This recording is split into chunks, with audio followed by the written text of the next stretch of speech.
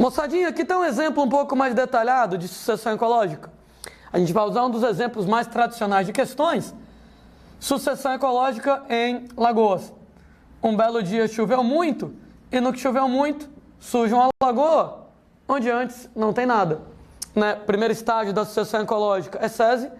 Nós vamos depender do vento trazendo esporos de algas, e a partir de agora, moçada, nós teremos que a lagoa é colonizada por algas, Podem ser cianobactérias, algas azuis, ou podem ser lá outros tipos de algas.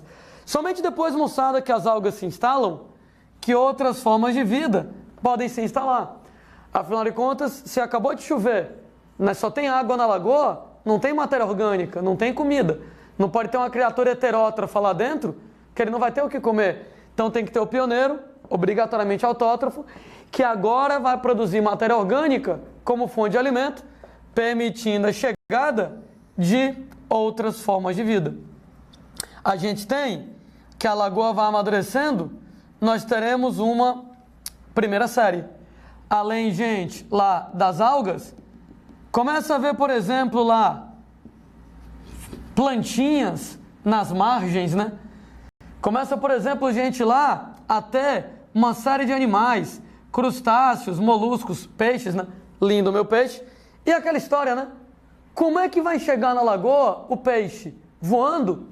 Pois é, Eu comentando em aulas anteriores de uma relação ecológica chamada forésia, onde uma espécie dá carona para outra espécie, Onde uma espécie transporta outra espécie sem ajudar nem atrapalhar. Então, por exemplo, era uma vez um pássaro, esse pássaro vai lá num rio e pousa no rio para poder beber água. E aí, ovinhos de peixe grudam na patinha do pássaro. Quando o pássaro vem nessa lagoa para poder beber a água dela, deixa os ovos de peixe lá, Ou seja, a gente tem que, através da ação, por exemplo, de insetos, de aves, nós vamos ter a chegada de ovos de vários tipos de animais. Então, peixes, crustáceos, moluscos e etc e tal. E a lagoa vai começando a ficar mais povoada. Quanto mais velha a lagoa, mais rasa a lagoa vai ficando. Por quê? Para começar, gente, quando as criaturas vão morrendo, o cadáver delas vai afundando e vai acumulando no fundo da lagoa. Ô Landinho, mas o cadáver não vai ser decomposto?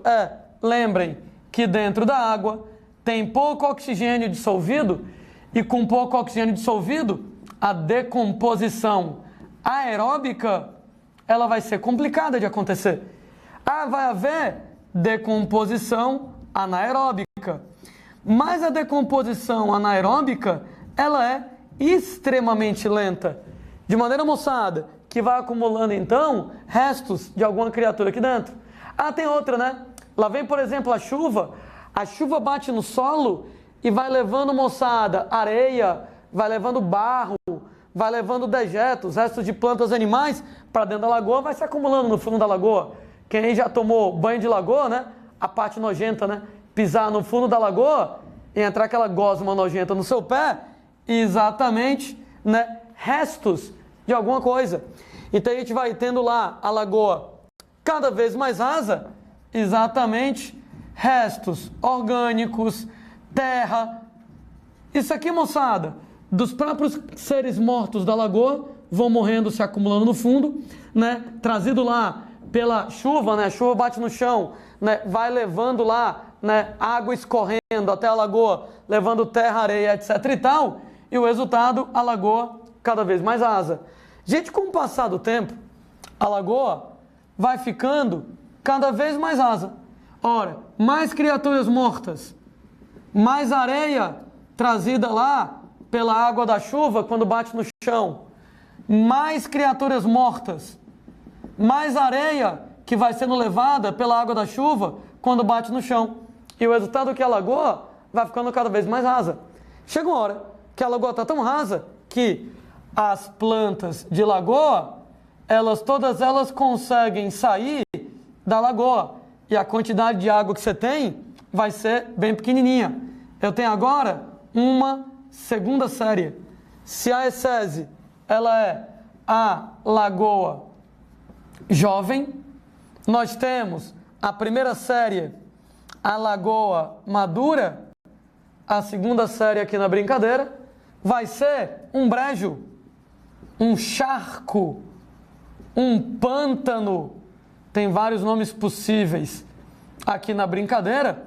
Exatamente, moçada, um ecossistema intermediário entre uma lagoa e um ambiente terrestre, né? Onde você já tem bem pouquinha água, né? Sobrou um pouquinho de água devido a sucessivos episódios de aterramento, até que chega uma hora que de tanto você acumular terra e dejetos e restos e etc e tal, chega uma hora que a lagoa seca completamente. No que a lagoa seca completamente, eu só vou ter agora plantas terrestres. E o que um dia foi uma lagoa, agora, moçada, não é mais uma lagoa, é uma floresta. Com um detalhe, que a floresta é o mais complexo que pode acontecer nessa região. A floresta é o mais estável possível. Se você não mexer nela, floresta vai ser floresta para sempre, o que quer dizer que eu estou diante do meu clímax, aqui na brincadeira. Último estágio da sucessão ecológica, o mais complexo que pode ser, o mais estável possível. Não estou dizendo que toda floresta veio de uma lagoa. Não estou dizendo que toda floresta veio de uma lagoa. É claro que tem várias florestas que nunca foram lagoas na vida delas. O que eu estou dizendo, entretanto, que uma lagoa somente será um clímax no dia que ela virar uma floresta. Então, a ESESI, a Lagoa Jovem, as primeiras séries, Lagoa Madura, outras séries, brejos e etc., e ela só vai chegar a ser um clímax no dia que ela virar uma floresta. E Landim, se ela não virar uma floresta, ela não vai ser um clímax. Inclusive, tem lagoas muito profundas no planeta, lagos, que nunca vão virar uma floresta, porque na prática vai demorar 1 trilhão de anos para o diabo da lagoa ser completamente soterrada, para o diabo da lagoa virar uma floresta. Pô, tem lago com 1.000, 2.000 metros de profundidade, né? Teoricamente, 1.000, 2.000 metros de profundidade. Daqui que isso aqui seja aterrado e vire uma floresta, vai demorar 1 trilhão de anos aí, 1 bilhão de anos, não tenho a menor ideia. Claro que eu estou chutando aí o número de anos. Mas, moçada, enquanto não virar uma floresta, não é um clímax. Pode ser que ela passe a vida inteira como lagoa, porque a sucessão ecológica ela vai estar sendo tão lenta que talvez não vire nem sequer o brejo, quanto mais a floresta, mas enquanto ela não virar uma floresta, ela não é um clímax. Por quê? Porque ela não é o mais complexo possível. Porque ela não é o mais estável possível. Então pega, por exemplo, um lago, e esse lago, por exemplo, lá, ele não é um clímax. Ele não é o mais complexo que pode ser. Ele não é o mais estável que ele pode ser. Pode ser que ele nunca vire uma floresta. Beleza. Mas eu só vou poder chamar ele de clímax no dia que ele virar uma floresta. Gente, eu gosto muito desse exemplo da sucessão ecológica em lagoa, porque ela me ajuda a visualizar algumas coisas muito interessantes. Nós temos uma série de padrões, de parâmetros que vão mudando ao longo de uma sucessão ecológica. Quando você vai da ESESI até o clímax. E aí eu queria pedir a ajuda de vocês, vocês me ajudarem a pensar o que é que acontece com esses parâmetros na sucessão ecológica ao longo da sucessão ecológica. O que é que vai acontecendo? Basicamente, você vai responder para mim aí, na sua cabeça, né? Se aumenta, diminui ou fica constante. Uma dessas três coisas. Se aumenta, diminui ou fica constante. Número 1. O que é que acontece com a biodiversidade? O que é que acontece com o número de espécies ao longo da sucessão ecológica? Aumenta, diminui ou fica constante? Ora, moçada, no primeiro momento na lagoa só tinha uma espécie, que é o pioneiro, que é a alga. Só tinha alga. Então a biodiversidade ela é muito baixa. Quando eu venho lá para a primeira série, para a Lagoa Madura, além de você ter algas, você vai ter agora plantas terrestres, você vai ter crustáceos, moluscos, componentes do plâncton, você vai ter peixinhos. Olha que a diversidade de espécies já aumentou, a biodiversidade já aumentou. Gente, lá no brejo, no charco, no pântano, você vai ter mais plantas terrestres e vai ter agora animais terrestres. Olha a biodiversidade aumentando ainda mais. Gente, numa floresta. Floresta, gente, é caracterizada por altíssima biodiversidade. A biodiversidade é ainda maior. Olha que ela só vai aumentando de uma única espécie, que é a pioneira, para um número maior, maior, maior, sendo que a biodiversidade ela vai aumentando ao longo da sucessão ecológica, sendo que quando chega no clímax é o máximo. O clímax é a máxima biodiversidade. Segundo parâmetro para analisar, complexidade. Deixa eu colocar desse jeito. O número de nichos ecológicos. Será que aumenta, diminui ou fica constante? Ô moçada, lá na ESSESI, lá na Lagoa Jovem, só tem um nicho ecológico, produtor. Só tem esse. Quando eu vou lá para a primeira série, que é a Lagoa Madura, além do nicho ecológico de produtor nas algas, de produtor na beira da lagoa, aí você tem um nicho ecológico de consumidor primário, no caso do zooplâncton, tem um nicho ecológico de consumidor secundário, no caso dos peixes, e quando a gente passa lá para a segunda série, com vários outros animais terrestres se instalando, a teia alimentar vai se expandindo. Quando eu chego no clímax, na floresta, com a máxima biodiversidade, cada espécie vai ter que ocupar um nicho ecológico diferente. Claro, para não haver competição. De maneira, moçada, que no que a biodiversidade é máxima, gente, a complexidade, o número de nichos ecológicos, ele é máximo. Eu saio de um nicho ecológico na ESSESI, que é o produtor, para quando chega no clímax, o número máximo de nichos ecológicos. Tem vários produtores, consumidores, decompositores, e aí vai. Moçada, o que é que acontece com a biomassa, com a massa seca, com a quantidade de matéria orgânica ao longo de uma sucessão ecológica? Acabou de chover e não tem ninguém na lagoa, não tem nenhum ser vivo na lagoa. Qual é a quantidade de matéria orgânica na lagoa? Zero. Se acabou de chover e não tem nenhum ser vivo, não tem matéria orgânica, zero. Agora que tem algas, a matéria orgânica subiu um pouco. Algas e outras plantas, a matéria orgânica subiu mais. Mais plantas ainda, a matéria orgânica subiu mais. Na floresta, planta pra caralho, a matéria orgânica subiu mais, o que quer dizer que a biomassa ela vai aumentando, sendo que no clímax a biomassa ela é máxima. Gente, o que é que acontece com a taxa de respiração ao longo da sucessão ecológica? Aumenta, diminui ou fica constante? Ora, moçada, quando eu estou lá na ESSESI, só tem um pioneiro, né? Só tem a alga. E algas, uma vez que eles são produtores, eles fazem muita fotossíntese, mas eles fazem pouca respiração. Eu vou argumentar que a taxa de respiração ela é baixa. Uma vez, moçada, que agora, quando eu chego na primeira série, na Lagoa Madura, a gente tem peixes. Peixes são consumidores, eles só fazem respiração. Isso quer dizer que eu saio de uma situação nas algas, que são produtores, e a respiração é baixa, para agora eu ter criaturas heterótrofas que só respiram. Eu tenho, crustáceos, moluscos, peixes, os componentes do zooplâncton, consumidores que só respiram. Isso quer dizer que antes eu tinha criaturas que basicamente fazem muita fotossíntese e pouca respiração, a respiração é baixa. Se agora eu tenho criaturas que só respiram, a respiração aumenta. E quanto mais vai aparecendo animal, mais animais. E mais animais, eu tenho mais criaturas respirando. Quanto mais decompositores eu tenho, decompositores são heterótrofos. Então, decompositores, eles só vão respirar. Quanto mais decompositores eu tenho, maior a taxa de respiração.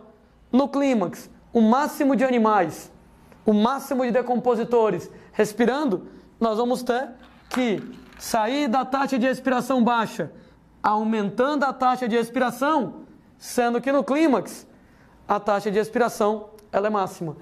Notem que tudo isso aqui aumenta a biodiversidade, aumenta a complexidade, aumenta a biomassa, aumenta a taxa de expiração, sendo que tudo isso aqui é máximo e constante quando chega no clímax. Sendo, né, gente, vestibulares adoram gráficos, nós poderíamos muito bem colocar tudo isso na forma de um gráfico. Um gráfico, moçada, bem bacana, para você pensar nele em relação a questões. Esse gráfico ele pode ser colocado de várias maneiras. Ele pode ser a biodiversidade em função do tempo, a complexidade em função do tempo, a biomassa em função do tempo, a taxa de expiração em função do tempo. Qualquer um desses está valendo, porque o gráfico ele vai ser do mesmo jeito, vai aumentando, né? Se você pegar, né, biodiversidade, complexidade, né, biomassa, taxa de expiração em função do tempo, aumenta. E o legal é que nesse gráfico eu sei exatamente quando é que é o clímax. Quando é que é o clímax? Nesse ponto. A partir do momento que chega no ponto máximo e passa a ser constante, eu vou dizer que eu cheguei na comunidade clímax. Ou seja, todos esses parâmetros, biodiversidade, complexidade, biomassa e taxa de expiração, vão aumentando até que quando chega no clímax, valor máximo e a partir de então é constante, né? Esse gráfico aqui, ele vale para a imensa maioria dos parâmetros ao longo de uma sucessão ecológica. Aliás, né? Por que você não diz logo, Landim, que tudo aumenta durante uma sucessão ecológica? É verdade, né?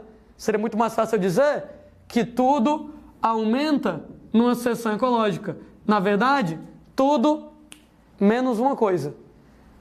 Que coisa é essa que não vai aumentar? A produtividade líquida aqui na brincadeira. Eita, será que a moçada vai lembrar dessa conta? Produtividade líquida, gente, é igual a produtividade bruta menos a taxa de expiração. Então a líquida, ela é a bruta menos a TR. O que quer dizer que se ao longo da sucessão ecológica a taxa de expiração ela aumenta, se esse valor aqui, taxa de expiração, aumenta, esse valor aqui, ele diminui. Ou seja, a produtividade líquida, ela diminui. Daí, isso aqui é bem tranquilo para você pensar. Ao longo da sucessão ecológica, tudo aumenta. O que o cara perguntar para ti, aumenta. Vai aumentar tudo ao longo da sucessão, menos a produtividade líquida. Produtividade líquida é a produtividade bruta, que é exatamente, né, a matéria orgânica que você ganha lá no ecossistema e tal, menos a taxa de expiração. Se a TR aumenta, menos a TR, então a produtividade líquida, a PL, diminui. Com um detalhe importantíssimo.